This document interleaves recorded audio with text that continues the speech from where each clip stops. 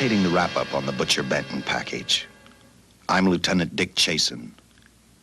This hadn't been a routine case, and to find the answer, I've had to put a lot of little pieces together. It began on the day most cases can be called closed. It was the day before the butcher was to be executed. He was visited by his attorney, Paul Lowe, in the death house. It was at this first meeting the Butcher Benton case took its first switch. Well, that's it, Butcher. The evidence against you was so strong, the governor turned down your appeal. You're a rotten liar, Lowe. You started railroading me from the beginning of the trial. And now you're still trying to throw me curves.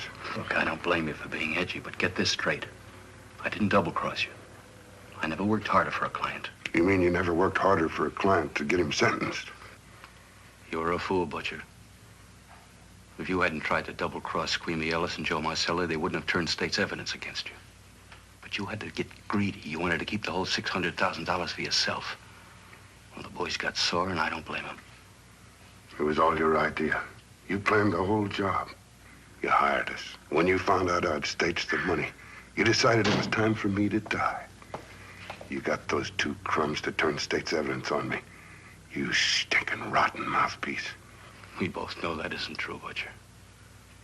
Now, look, what's the sense in not giving me the money? It's not going to do you any good. Well, I'll have the satisfaction of knowing that none of you three crumbs are going to spend it. What about Eva? Don't you owe her something? If you tell me where the money is, I'll see that she gets your share. I've got a different idea. I'm going to kill you and Squeamy and Joe. Then I'll take care of Eva myself. You thick-headed ape, you're going to die tomorrow. Remember what I said. I'm going to get you, all three of you. Even for you, Butcher, that'd be quite a trick. So long, dead man. Remember what I said. I'm going to kill you, all three of you.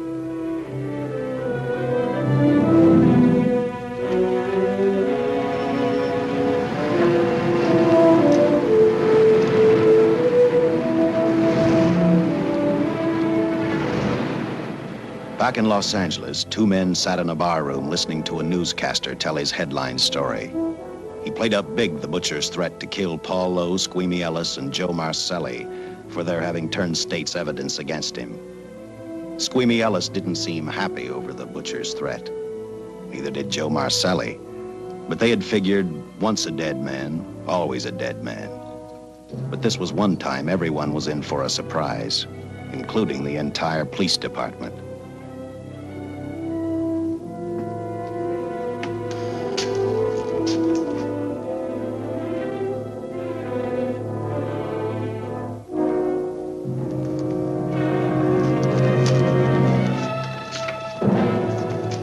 You seen the headlines, Captain? Teletype just came in from San Francisco. Butcher's execution is set for 5 o'clock this afternoon. And like the newspapers say, he still refuses to talk about that stolen money. Well, I still have hopes of coming up with something. That's what I dropped by for, Dick. With Butcher's execution, the department's marking it case closed. That means you'll be reassigned. I've spent a whole year trying to break this case. As far as I'm concerned, Butcher's death is just the beginning. Of course, I can't prove it, but I think that Paul Lowe was the top man.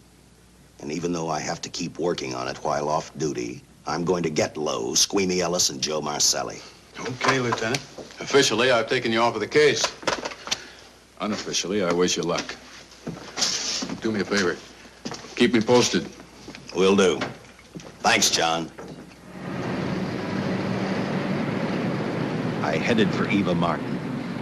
She worked in a local burlesque house. I'm a cop, and my job is to ask questions and get answers. So I decided I might as well start again with her.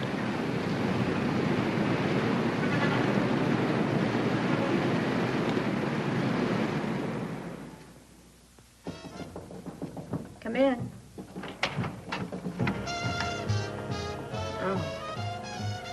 What do you want? I'd like to talk to you. Talk? You're a cop, aren't you? That's a good question. I can't even find a 3-ton armored car, let alone the $600,000, and I've been on the case a year. I've told you, and I've told you, and I've told you. I don't know anything about the money. I never did. Benton's gonna be dead in a little while. I thought it might make a difference. I never knew anything about the money. Call me dumb. I didn't even know Charles was in the rackets until the trial. Now, take it easy, kid. You're on, Eva.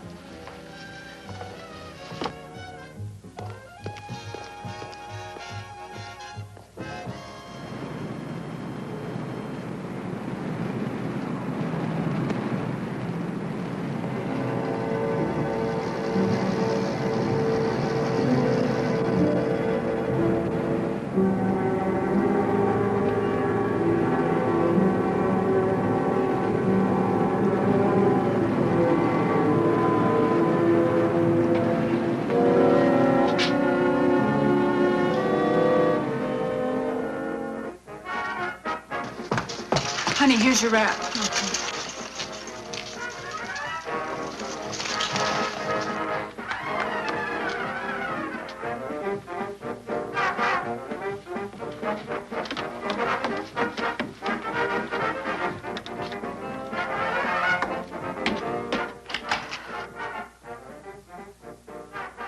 A few moments ago, Butcher Benton, without revealing the whereabouts of the $600,000 stolen in the armored car holdup, paid for his crimes against society in the gas chamber at San Quentin. Now for a look at the international scene. Today... Come on, baby. Don't waste tears on Benton. I feel so badly about Charles. If I'd known, maybe I could have done something. How about a drink? We could both use one. An artist can't drink while she's working, Paul. Boy, see.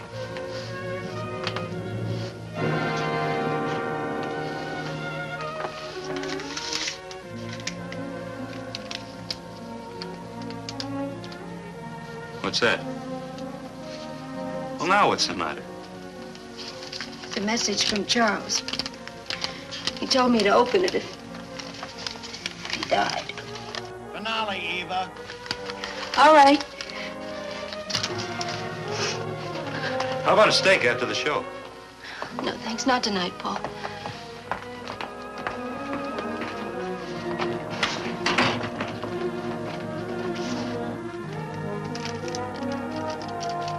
I didn't find out until much later, but Paul Lowe, in opening the letter the butcher had given Eva, found a map outlining a section of the city sewer system, and clearly identified was the spot where the butcher had hidden the stolen payroll. He replaced it with a $50 bill.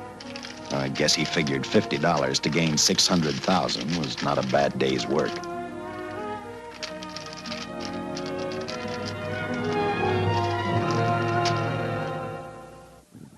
And a few hundred miles away in San Francisco, the case took another switch, which turned the next 72 hours into one long, hideous nightmare. Dr. Bradshaw, a distinguished biochemist, was making preparations for a final experiment which he hoped would lead the way to a cure for cancer. He'd been successful with laboratory animals. The last step called for a human body. And Dr. Bradshaw's assistant quickly made a deal with a local mortuary and returned to the laboratory with the dead body of Butcher Benton.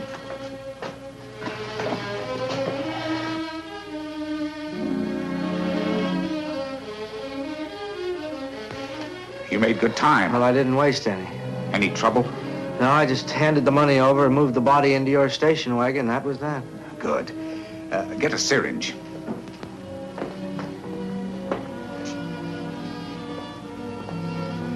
He's in good shape. Well, I hope so. We'll get other blood samples later. We'll run this one through fast. Right. Now wheel him into the machine and then raise him. Right.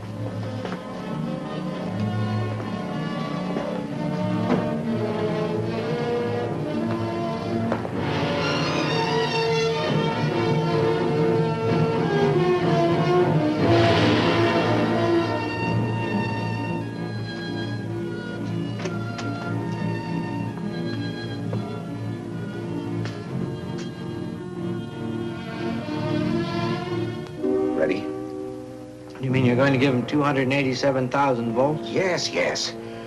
I'll get the fluoroscope set. We'll check with that before we start dissecting. Turn off the lights.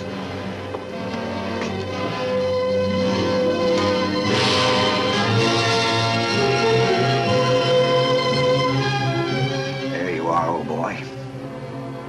If you respond properly and my theory is sound, you'll be more famous dead than alive.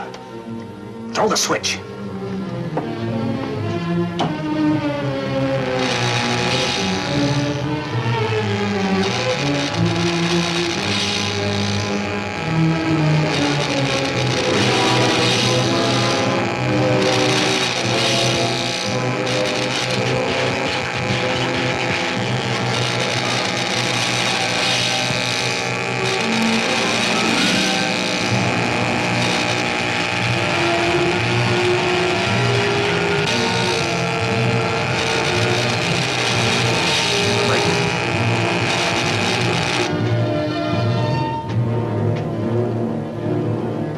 Wait, I thought I saw a pulsation of the heart. You're right. Dr. Bradshaw is beginning to breathe. You've brought this man back to life. No. The heart muscle has simply responded to a terrific electrical shock, that's all. Yes, but it does prove that the cells still function. Dr. Bradshaw, he is alive. A shock reaction, it can't last. His cells are multiplying now, if your theory is right. We could keep that reaction going longer. But it's worth a try. Get the body out.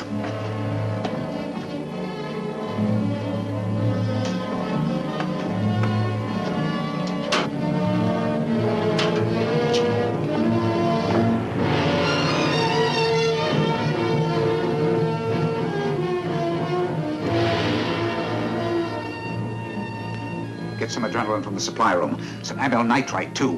Hurry, hurry.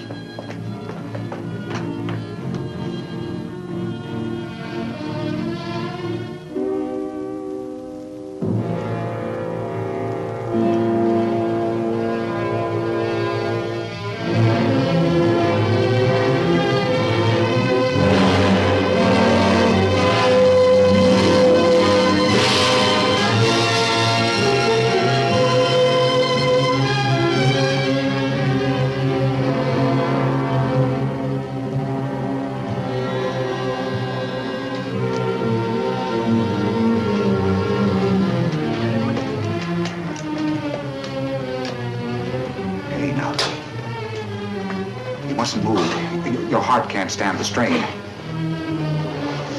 Now, you must lie still. Please, please. Easy now. Easy. Easy. You must lie. Easy, please. Oh!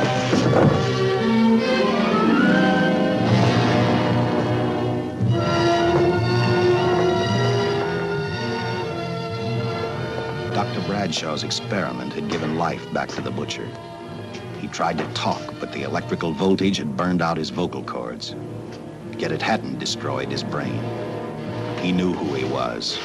He knew who he hated. As he stumbled about the room, I think he thought only about one word: kill Lowe, Squeamy, and Joe Marcelli. The tremendous electrical voltage that Dr. Bradshaw had given the butcher had increased his cellular structure to the point where he was no longer a man. Dr. Bradshaw's experiment had created a vicious, brutal animal with an almost inconceivable amount of strength.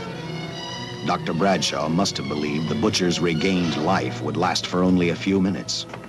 Therefore, instead of calling for help, the doctor decided to handle his creation alone. Now, easy, Benton. Just relax. I'm a doctor. I want to try to help you. Do you understand me? You're in my laboratory. The execution was carried out and you were declared dead. I tried an experiment on you and brought you back to life, although I didn't intend that. Now, you've had a great shock. Now come and sit down. Now, be quiet. Now, come and sit down. Take it easy. That's the boy.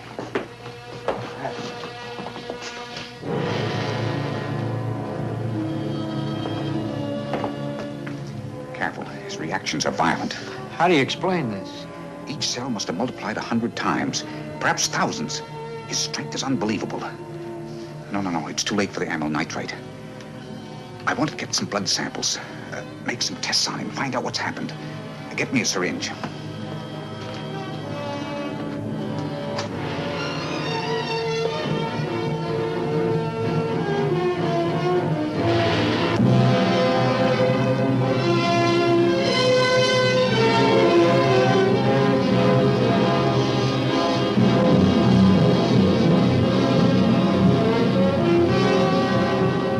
Why won't the needle penetrate the skin?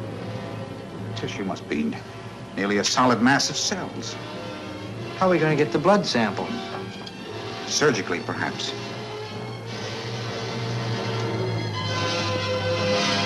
Now, easy. Take it easy. You can't leave here now. I'm responsible for your being alive.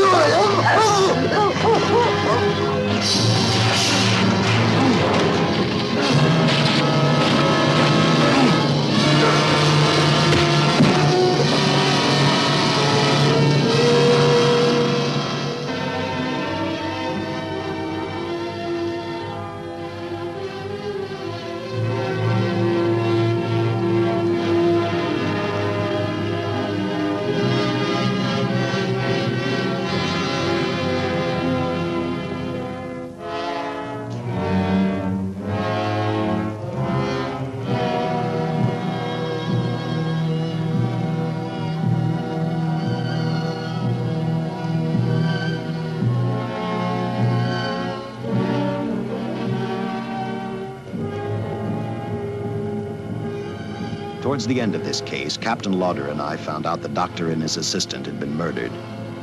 But I'm getting ahead of my story. The butcher didn't know how he had been brought back from the dead, and he didn't care. All he knew, he was alive.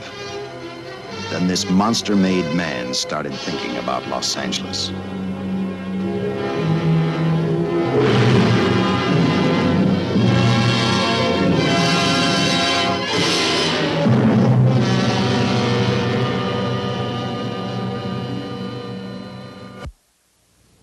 On that very night back in Los Angeles, I decided to stop playing detective for a little while.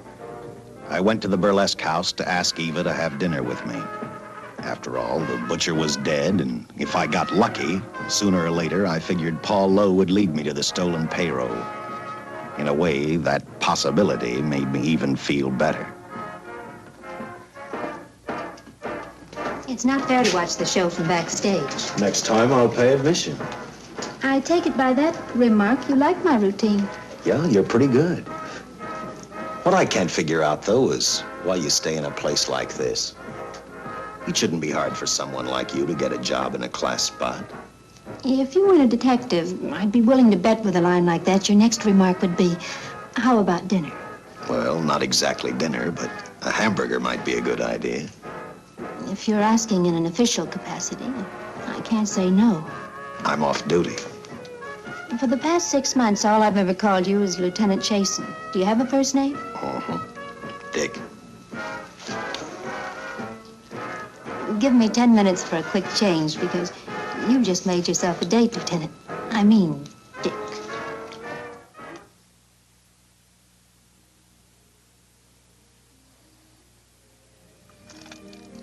Know something, Dick? I haven't had hamburger in the front seat of an automobile with a guy in a lot of years. Well, from now on, we'll do it more often. It's funny. I always figured a policeman wasn't really a human being.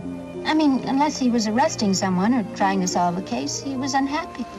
Shows you how wrong you are. In fact, everyone on the force gets fed up occasionally with the job they do. Maybe we're more human than anyone else. We see so much trouble, we get to hate the word. But as long as the world's filled with people, there'll have to be men who enforce the laws.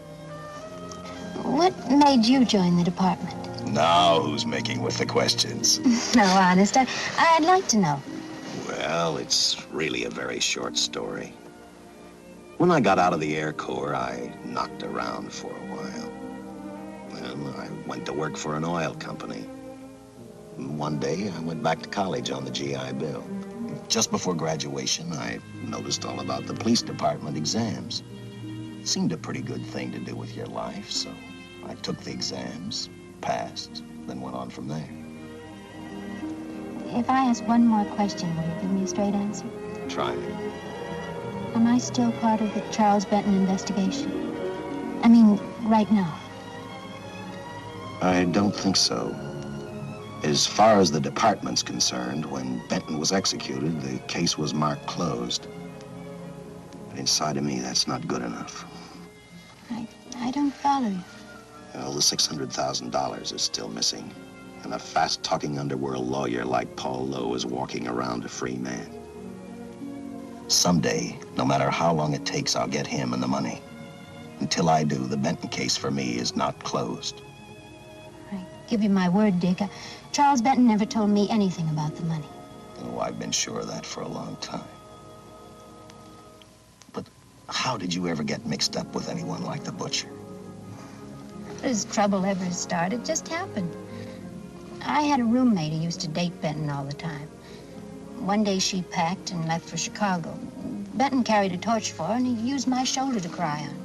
First thing I knew, we were having dinner together, and a few weeks later, I was labeled by the police as this #1 suspect and Benton's girl. But it was never like that. I made only one mistake. I felt sorry for him.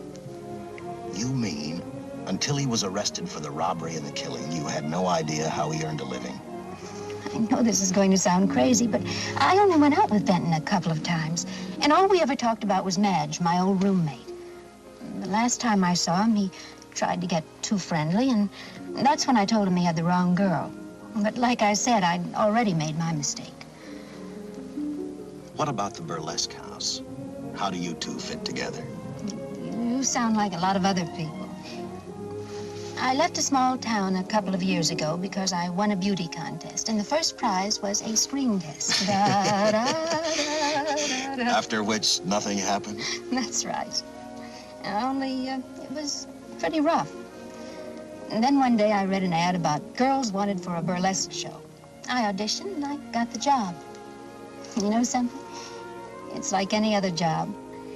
If you're looking for trouble, you can find it even in a schoolroom.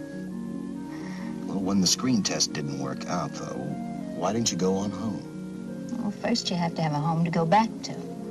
My folks are dead, so Los Angeles was as good as any place else. I don't know about you, but I do 8 shows a day, and at this hour I'm bushed. I know what you mean. Mind if I drive you home? No. And I'll tell you something else. I haven't minded anything about tonight. Not even the hamburger. I kept playing tag with Lowe. He made 4 telephone calls. 3 of them didn't interest me, but one did. The one to Joe Marcelli.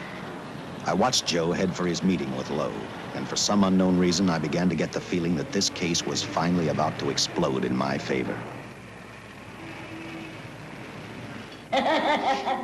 You see what I mean? Well, look at that, will you? I seen him stagger on 2 legs, but he's doing it on 4. Shut up, you flea bag. Well, look who's calling names. At least I ain't a squealer, a stoolie. I warned you before. All right, Harry, that's enough. I'll take care of him.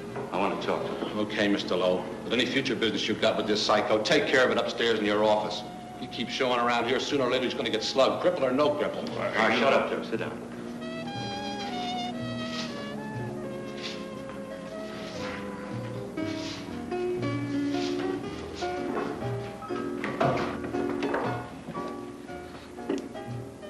I need a shot, bad. You'll get one after I talk to you. You sober enough to understand? Yeah, I run out of dough. No wonder. Look at you. You used to be the best torch man in town. Now I don't think you could crack a safe if you knew the combination. No jobs. Nobody wants me since I turned states on Benton. That's your doing. You talked me into All right, it. quit crying. I got a job for you. If you can stay off that stuff long enough. You know I can if I've got a job. How much? What is it? It's $2 grand in it for you.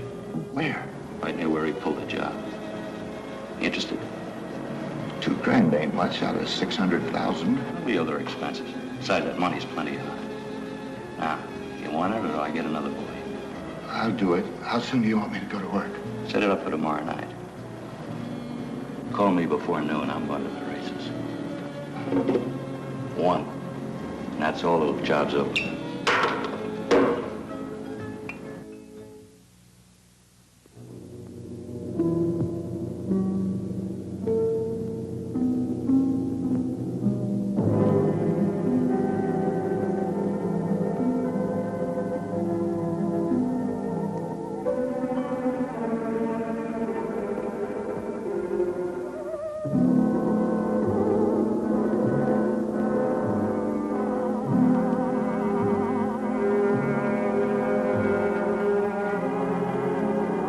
Butcher was walking slowly toward Los Angeles. He'd traveled through wooded hills to prevent being seen by anyone. Finally, he came to a quiet road. He stopped to get his bearings. And then he saw her. He saw something else. An automobile. For the butcher, that rang a bell. With a car, he knew by the next afternoon he'd be in Los Angeles in plenty of time to catch up with the 3 men who had double-crossed him.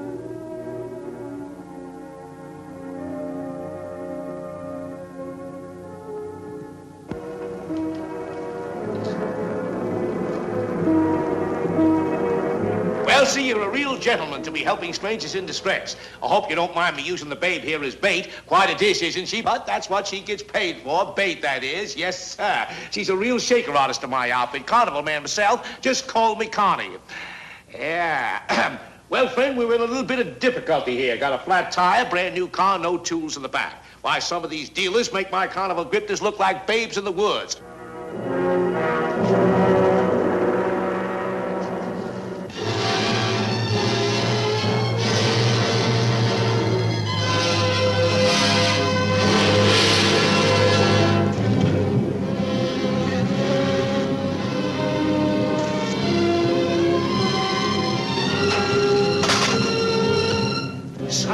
Holy. Say, who you with, friend? Let it down. Let it down.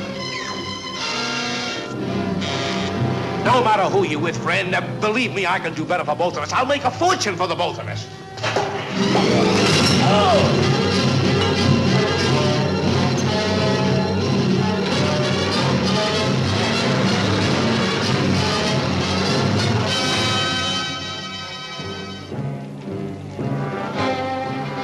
An hour later, the San Francisco Police Department sent out an APB. Squads were sent to various parts of the countryside.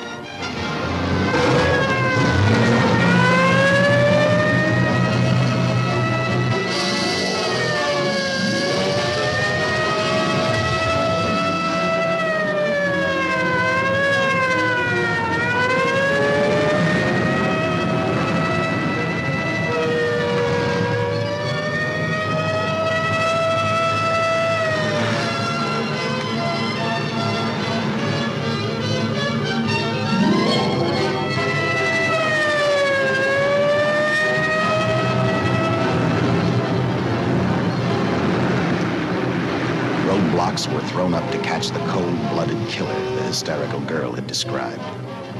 Each squad kept reporting back to central headquarters, and each of their stories was the same. So far, none of them had spotted the car the killer was driving. Orders were given to shoot to kill, because from the girls' further accounts, they realized they were dealing with a maniac.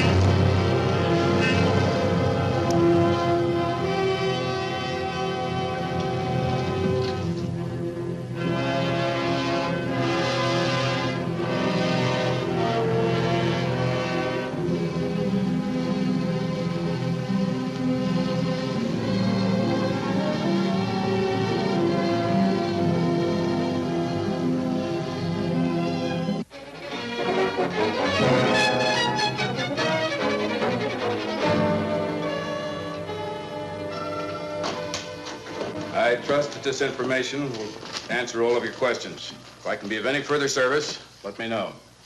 Sincerely, J.I. Louder, Captain Police, L.A. Here's another all points from CHP, Captain.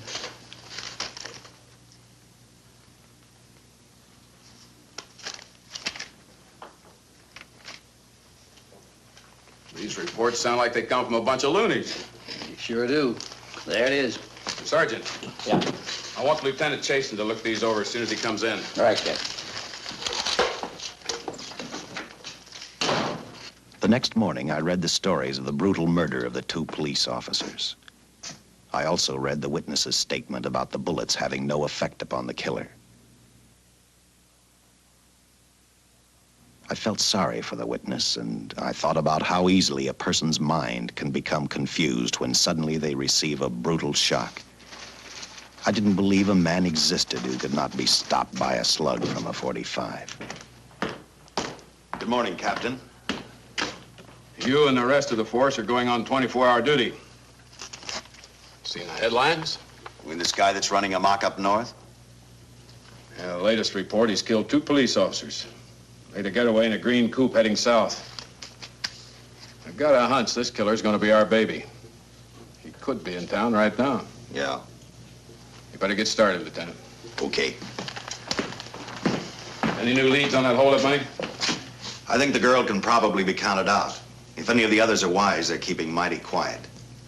Well, let it ride for now. The whole force is gonna be on the spot until we catch this killer. Newspapers will have a field day.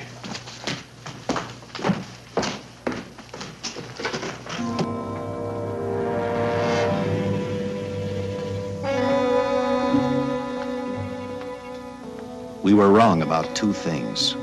The killer was already in our city, and we didn't know he was Butcher Benton. He headed straight for Eva Martin. He went to her dressing room to get back the map he had left in the envelope with her. He wanted first to check his money, then catch up with Lowe and the others.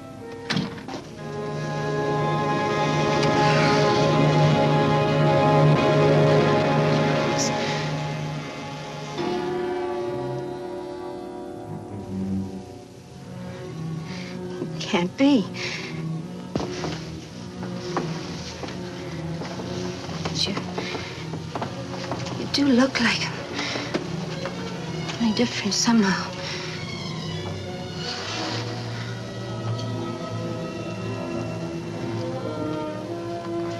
It is you.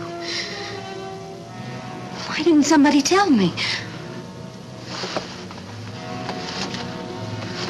What's happened, Charles? These look like bullet holes. Are they?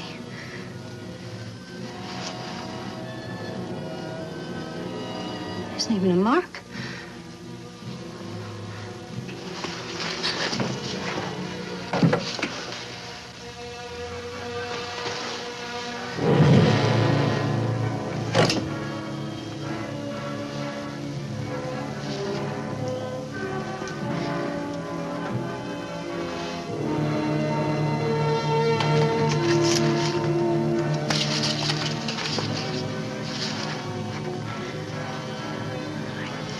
I opened it like you told me. I found the $50. I didn't know why you left him. Oh, Paul didn't know why he was here.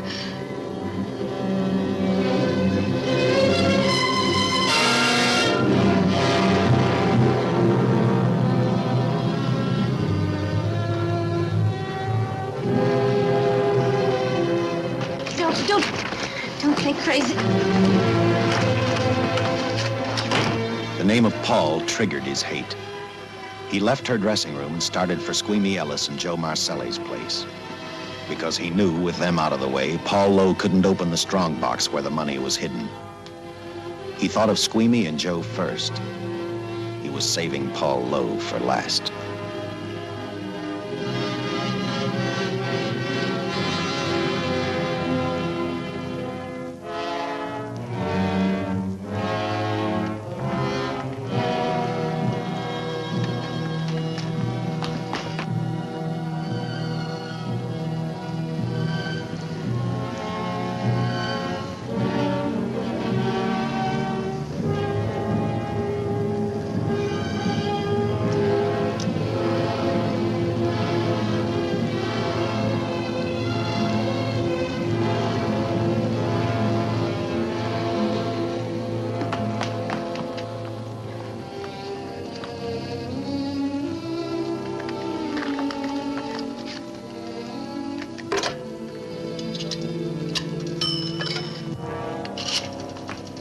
Hey, Eva, can I borrow your eyebrow pencil?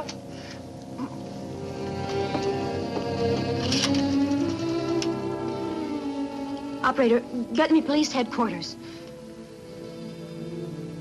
Lieutenant Chasen, please.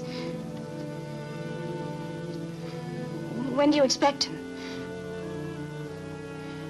Well, tell him Charles Benton is alive, and even bullets can't stop him. I'm not crazy. Just say a friend of Charles. He'll know.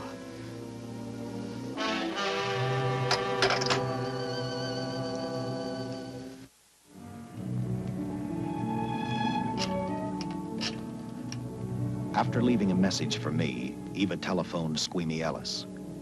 She tried to tell him the butcher was alive and on his way over to kill him.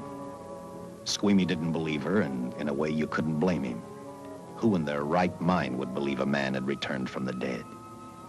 What Squeamy actually believed was that the butcher, before his execution, had hired a killer to carry out his threat.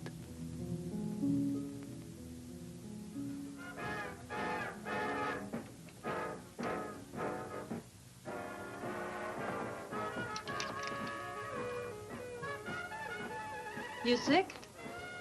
What? You don't look so good to me. 10 minutes, Eva. All right. Say, Eva, I could take over the matinee trick for you. What? It's easy. Look, Eva, I can do it. Scabba-doo-doo-doo. Oh, on. Francine, I just thought of something. Yeah? Eva agreed to let Francine do the show. She hoped she'd be able to interrupt the butcher before he arrived at Squeamy's hotel. Or, failing that, at least be able to warn him to stay out of sight. You wanted me, Captain? Yeah, I just had a rundown on those fingerprints of that stolen car up north. We got nothing on the driver who was killed or the woman with him. Take a good look at these. There's something funny about these. Yeah.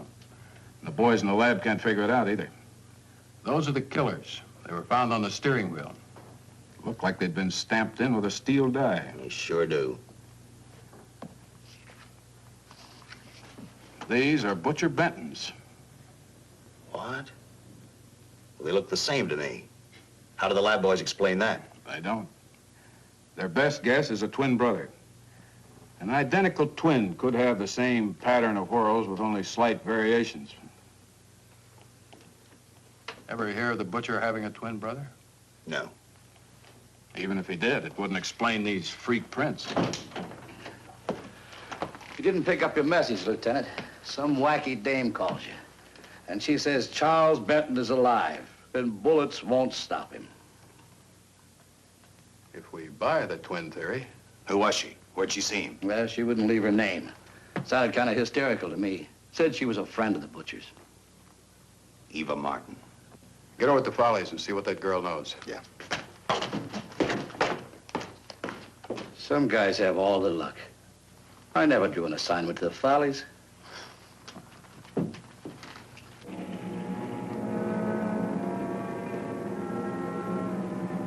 Meanwhile, the butcher headed for Squeamy's hotel. He didn't seem to be in any particular hurry. Actually, he seemed like any normal person, on his way to work or on his way home.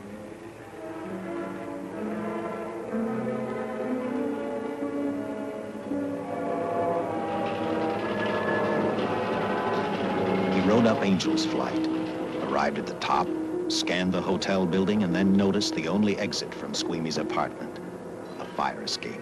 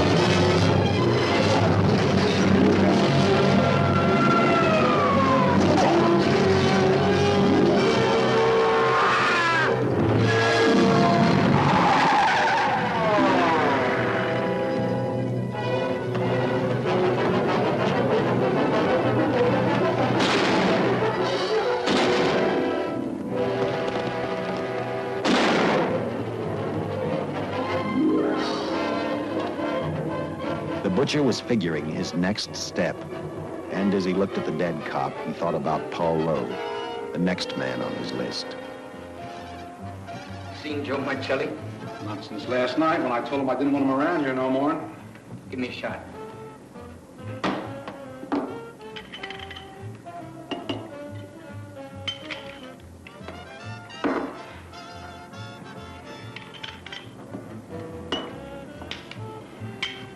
Look, I need help. Just found out that Benton's hired a killer to get me. He's after Joe, too. Well, then drink up and get out. I don't want no trouble around my place. You're a real pal. Drink up and get out, I said.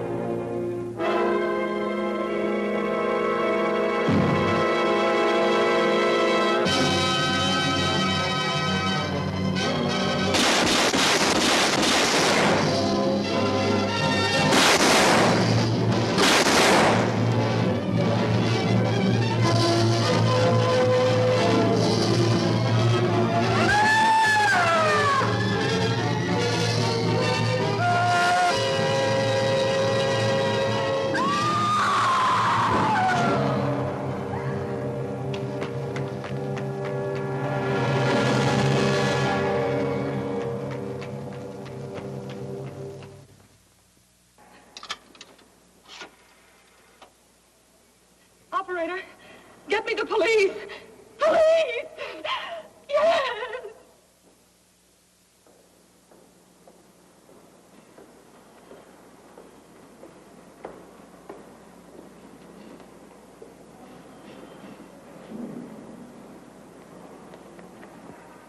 What's happened? A guy named Squeamy got thrown from the 5th floor. He's deader than a mackerel. Customer of mine. You mean Squeamy Ellis? Yeah, that's it. Just Squeamy. No one else was killed. Ain't one enough?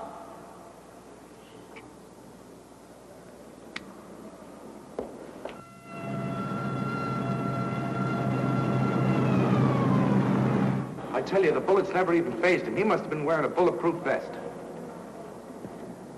God help us when the papers get a hold of this. Keep an officer on duty here till you hear from me. We'll get a stakeout on Joe Marcelli. I'd like to talk to Joe. Lauder, I'm going to call San Quentin. Suppose Benton is alive. Every available man's been put on the case now. Yes, sir. All right. All right. Anything new? Report on Dr. Bradshaw, owner of the station wagon. The San Francisco police located his laboratory in the basement of an electrical power receiving station. Bradshaw, what's he know? He's dead. And another man, too, his assistant. The lab is a shambles. But now we're getting some action from San Francisco. Benton's body never arrived at the mortuary where it was supposed to go. An attendant there finally broke down, admitted he picked up some quick cash by handing the body over to a man he was unable to identify. The man was driving a station wagon. Blast it, man. The chief's on my neck, and the commissioners are on his, and the mayor's on theirs. Now, am I supposed to tell him that our killer is a dead man? They found a notebook in Bradshaw's lab. It ties his experiments in with a Professor Dwiggins at Caltech. I hope to hear from Dwiggins soon. Captain, report from the valley on a hysterical woman. Reports the presence of the killer. There's the location. Let's go.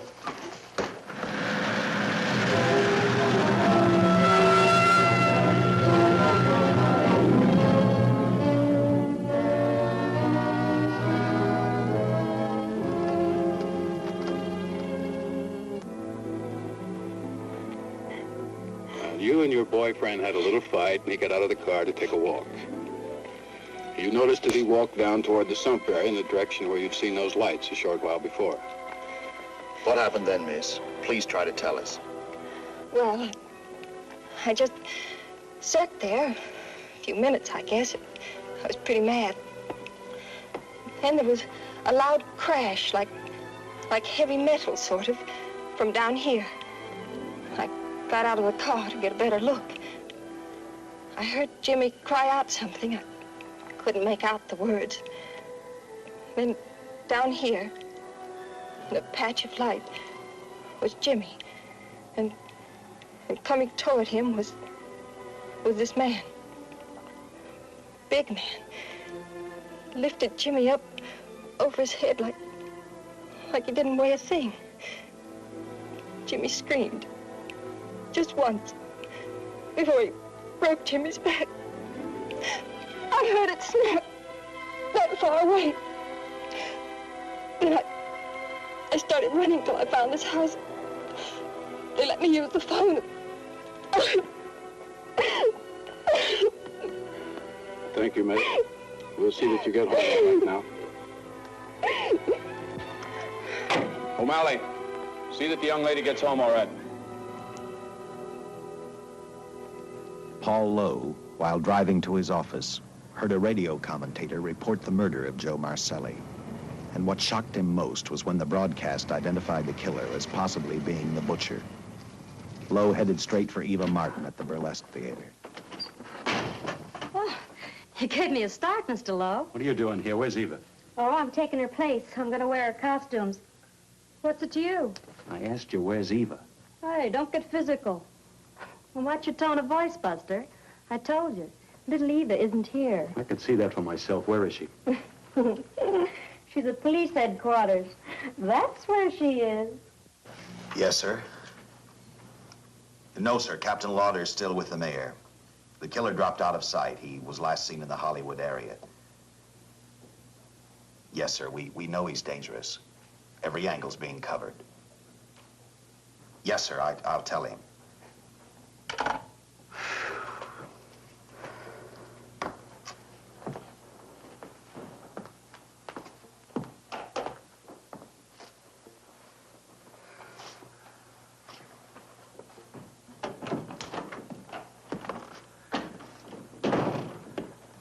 Here, see how these fit. Low heels. I'm sorry. It's the best our wardrobe department can afford. Any idea how soon the captain will be back? Now, look, I'm going to see the captain if I have to wait here all night. Paul. Paul, Charles killed Squeamy and Joe. Joe, too? Benton? He's alive. I saw him, but nobody will believe me. I'm checking it. My guess is whoever killed them is on the trail of the money, Lowe. Now, maybe you better start talking if you know anything about it. I don't know anything. Did the butcher have a brother? No brother. It was Charles. I saw the tattoo on his arm. Look, I demand police protection. Where's the money, Lowe? You heard me. I demand protection. I know my rights. We put stakeouts on your office and home. Well, that's not enough. It's enough as far as we're concerned.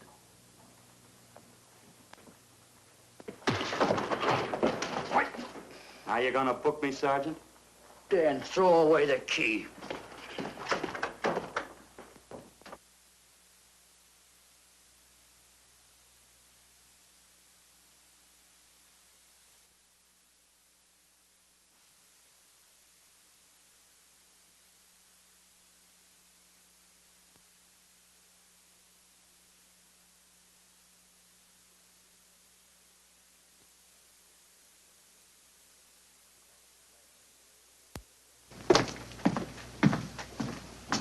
Thank you. Come up with anything yet, Dick? Oh, we've checked every hotel, motel, and rooming house in town. We've run a cross-check on every hangout Butcher ever used. Net results, blank. This is incredible. We not only discover a dead man turned killer, but it's beginning to look like he plays ghost, too. He's somewhere in this city, and if we have to take it apart brick by brick, we've got to get him. I may be way off, but I think Paul Lowe could tell us a lot. Maybe, but it's a cinch he's not going to. Well, suppose he had no alternative. You better grab some coffee. Your mind's beginning to play tricks on you. No, now, wait a minute. When Lowe came to us for police protection, it was because he was scared stiff the Butcher would add him to the list of Squeamy Ellis and Joe Marcelli. Go on. It figures, too. When he slugged the sergeant, he knew we'd book him right away. Oh, this Lowe's a pretty cute character. But we can play the same game. You mean we'll threaten to release him? Well, not exactly. You tell him you realize that he was excited, that throwing the punch was accidental. Tell him we're not going to make a charge, that he's completely released. Lieutenant, you know we can't do that. Lowell made his first mistake when he hit the sergeant, and that'll get him a year. As far as the department's concerned, at least it's a small victory. If my hunch is right, Lowe won't want to be on the streets with the Butcher looking for him. And he may talk, and talk a lot. Enough maybe for us to get rid of him permanently. Even lead us to the Butcher. If he's frightened enough, that might work. But if it doesn't... No, Dick, I'm not going to release him. I want him out of my way so bad I can taste it, but not bad enough to be responsible for getting him killed. The good thing about that, Captain, is the fact we know it, but Lowe doesn't. Let's give it a try. All right, Lowe. Come on out. I think you'll find everything in there. You're free to go, Mr. Lowell. Wait a minute. Who do you think you're kidding? You arrested me for assaulting an officer. Court, I'll plead guilty. With luck, I might get off with 6 months. For a lawyer, you're forgetting a very important point. If no charge is made, there's no trial. It was a tough day for everyone. We figured your nerves were on edge, and when you threw the punch, you didn't know what you were doing. I've squared everything with the sergeant. It's all over, all forgotten. Yeah? Why'd you bring a stenographer? Simply because I wanted a record of our conversation at the time of your release. Okay, Lowe, let's go. Oh, wait a minute. Once out on those streets and I'm a dead man. You let me go, you'll be responsible for murder. Oh, come off it, Lowe. You're imagining things. You know the Butcher threatened to kill me. You set me free, he'll do it. Well, that's just a risk we'll have to take. But the way I look at it, Mr. Lowell, you'll be okay. Look, Captain, I'll make a deal with you. You keep me here and I'll tell you how to recover the money. Maybe even catch the Butcher. No deals, Lowell. You'd probably tell us anything just to stall for time. Come on, let's get out of here. Now, wait a minute. All right. I'll tell you the truth. Start taking this down. I, Paul Lowe, hired Butcher Benton, Squeamy Ellis, and Joe Marcelli to pull off the armored car holdup. And then Lowe continued with his confession. He told us about finding the map. He showed us the exact location of where the Butcher had hidden the stolen payroll. And he gave us a most important answer. The explanation as to how the Butcher was able to elude detection. His means of escape was the sewer system beneath our city.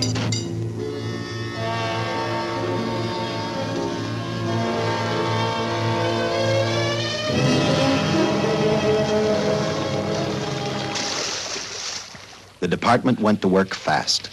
Every police squad in the city was detailed to cover a specific area. Every entrance and exit to the Los Angeles city sewer system of 700 miles was covered. Captain Lauder and I, along with several other squads, headed for the entrance where, according to the map, Butcher had hidden the money. Our job was to stop him, and that made me think of one specific question.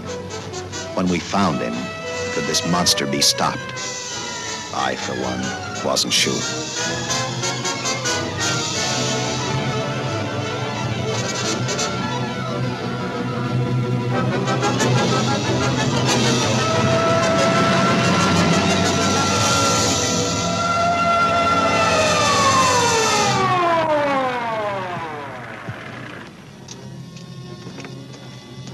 Everything all set, Lieutenant? City engineers mapped out each possible exit. A squad of officers are spotted at every point. If the Butcher can be caught, now's the time. Well, after I talked to Caltech, I called on the fire department for a little help.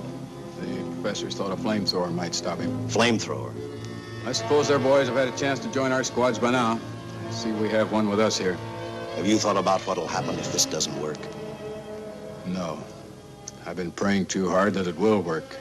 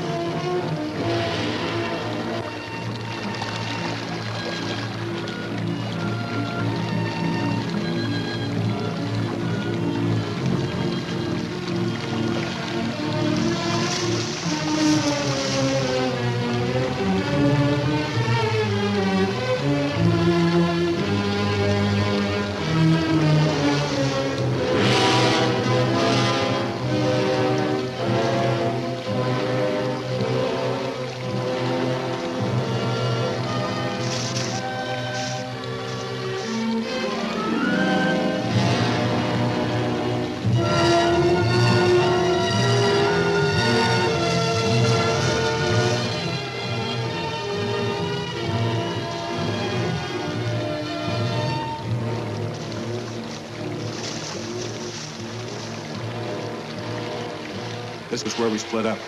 I'll go straight ahead.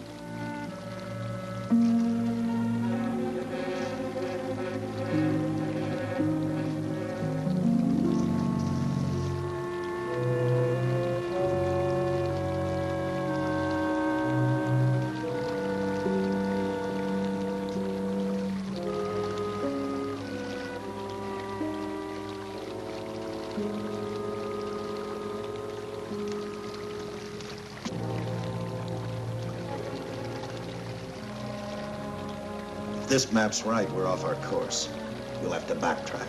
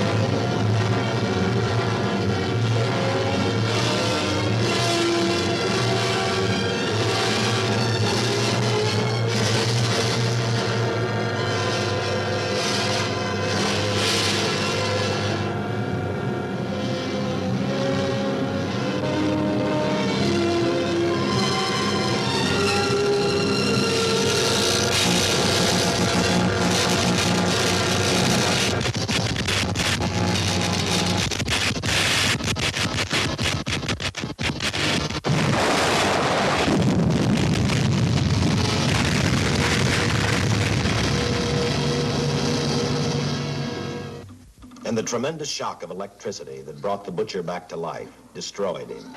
The $600,000 stolen in the armored truck robbery has been recovered. Case closed. Well, here are the scientist's comments for your records. I had to fill in a few spots with my own guesses, but I guess that's about the size of it. Did you get any sleep? Oh, some. Not much. How's the girl today? Well, I called the hospital about an hour ago. She'd gone. Gone? Where? Well, she told him she was a working girl and that she'd been away from the job too long already. Quite a girl. Yeah. Say, how about that time off I've got coming? 48 hours, beginning right now. Get some rest, Dick.